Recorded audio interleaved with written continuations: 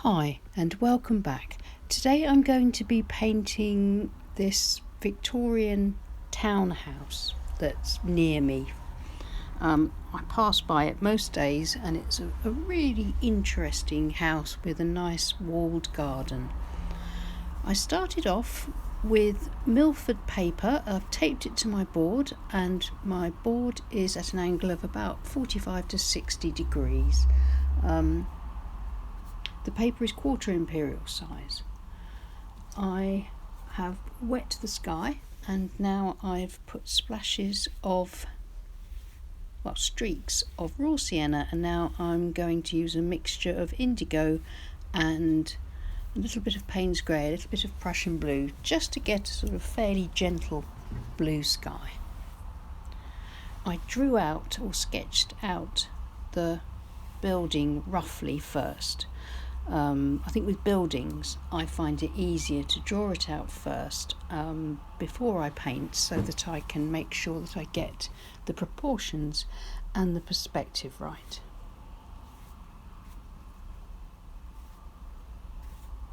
Just using this large Harky brush to draw the paint across the sky. I'm pulling it up at a slightly diagonal angle just so that there's some sort of perspective to the clouds, if you know what I mean.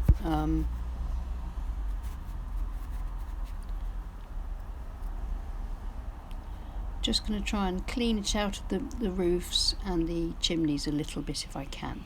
Just using a dry, clean, damp brush. I'm not worried about the turret because that's going to be dark.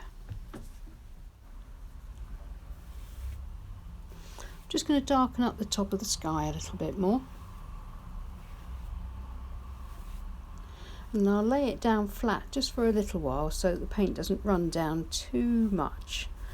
And then once it's settled a little bit, then while it's still wet, I'll use a mixture of raw sienna and Prussian blue, and I'll put in the trees here around the house with the Harky brush. Now, using a flat brush and some burnt sienna and a bit of burnt umber, I'm just going to put in the indication of the wall. I've wet the area unevenly, and that should give me some nice hard and soft edges, which should help create a nice loose effect for the wall. I don't want the wall to be too detailed.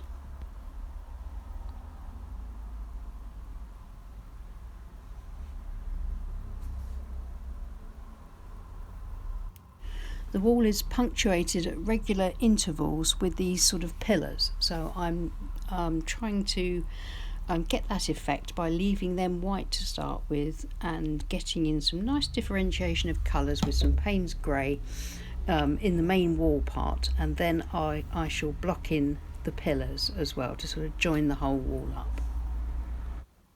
I've just picked up some darker colours, just a mixture of nearly all the colours that I've got, and I'm just going to streak them across for the pavement. As this is a townhouse, so it's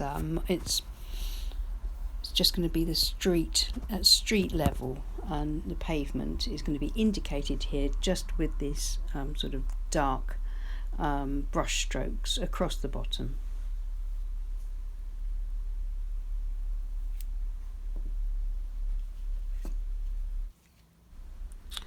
Now I think that will do for now. I might darken it up a little bit more later on. Now I'm just going to use the flat brush to paint in the roof. I've got a mixture here of Payne's grey and burnt umber and a little bit of burnt sienna in there, just to give it a slightly redder tone. I'm just cutting round these triangular parts of, or gables I think they're called, using quite pigmented but wet paint.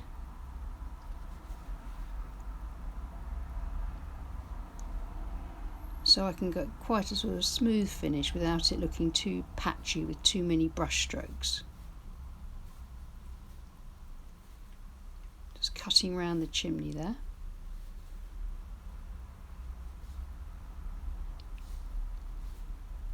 It's a Winsor & Newton Cotman 1-stroke flat brush, 3/4 inch, very useful. Or no, actually this is a 1-inch one, I think, very useful. Just going to warm it up with a little bit of burnt sienna. Put a bit more of a warm colour in there, I think.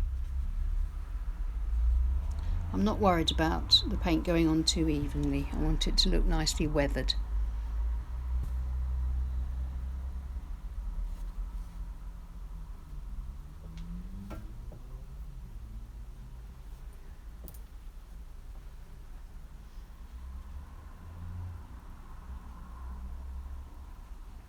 Same again for this roof, slightly lighter, a bit more burnt sienna in this mixture.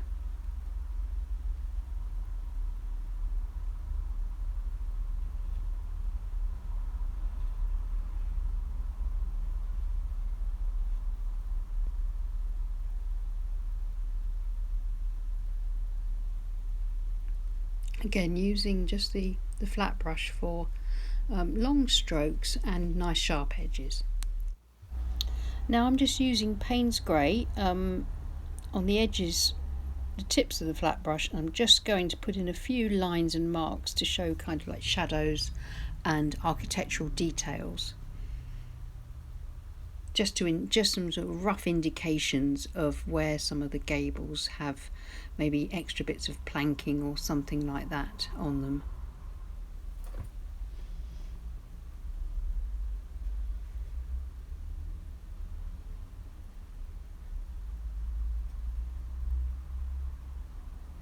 The side of the building here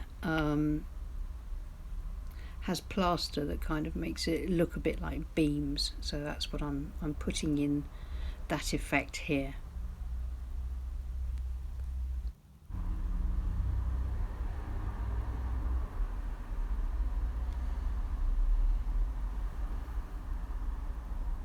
I don't mind if my marks are a little bit hit and miss. I think that can look quite good, and it can work well in a loose painting like this.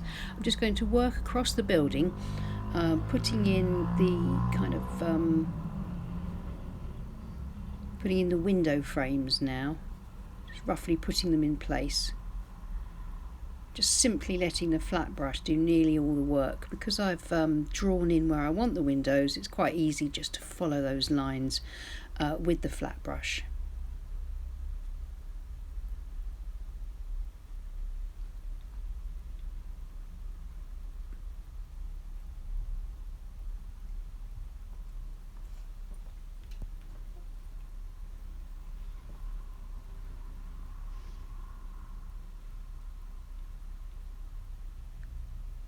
Just fill in that bit of wall there between the gables and the turret. I do like this Victorian architecture. I think it can be quite interesting. Right, it's late in the evening now, so the light has slightly changed. I'm just going to use the tips of the Harkey brush and some Payne's Grey, and I'm going to put in a trellis peeping over the wall here on the left side. And then I'm going to mix up some Payne's Grey, burnt umber and burnt sienna. I'm going to mix it together and start to work on the tree trunks in the garden. I'll come back and finish the building off after I've done some work to the trees. I'm just using, I think this is a number 3 rigger. It's a De La Rowney graduate brush. Again, very nice brush. It gives me sort of wider marks than some riggers because it's got a sort of a chisel edge rather than a point, and it's quite nice for putting in tree branches. Because I've already scraped in some or etched in some branches with the card, I've got some nice indications as to where to put my tree trunks. I'm trying to keep the tree trunks thicker at the bottom, and then taking the pressure off the rigger brush so that towards the ends of the branches the mark is thinner and lighter to indicate the finer branches. So it's just a matter of working across most of the foliage area like this, building up the layers of trunks and branches.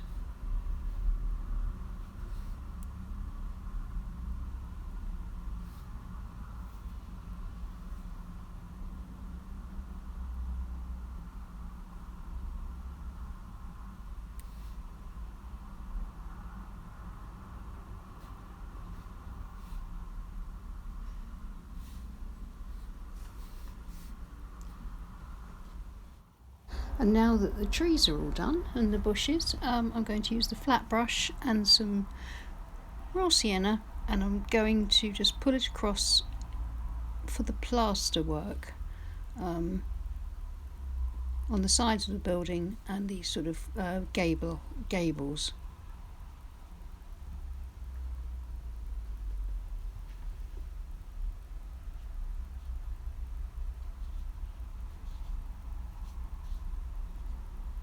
It's nearly finished now, it's just a little bit more tweaking to do, a little bit of detail.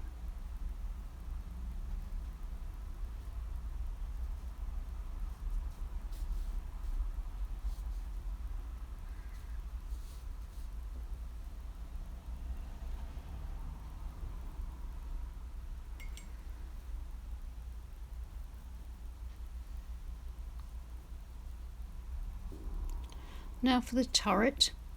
I want the turret to be darker on the left side. It's gone into the damp paint there a little bit. Didn't mean to bring that stroke down quite so far, but never mind, it'll be alright. I'm just going to follow the curved shape of this turret up, keeping it nice and dark on that side, and I'm going to leave a little gap between that and use paler paint to show the shape and form of the turret.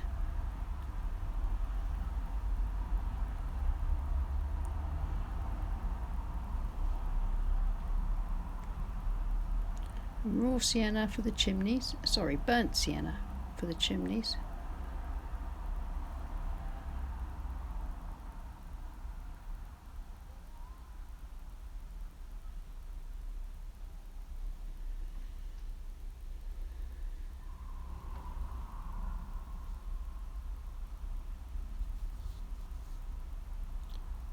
Just going around adding a little bit of shadow here and there, putting in some window panes as well,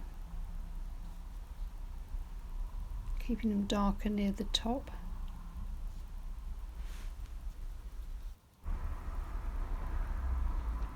There's quite a lot of windows here to paint, and I'm not going to paint them all in completely. I'm just going to put just a few dark marks, mostly from the top, petering out a bit towards the bottom, as I think it gives more of an effect of the of light reflecting on the windows. As this is a loose painting, I want to show detail more through suggestion and just indication and a few marks, rather than painting in every single thing within the building. I want it's the overall effect that I'm looking for. Now I'm just going to do a little bit more to the bottom area, so I've wet the wall and the pavement area a little bit, and I'm just going to work on it a bit more, pulling out some shadows and highlights and darkening up the pavement a little bit more in places, so that when the tape's removed we get a nice dark bottom area or baseline. And that's it, just about finished now. Time to take the tape off, and I think it looks quite nice. The light's a bit bright coming in through the window, the colours are a little bit richer than that, so I'll try and get a better photograph. And here we are.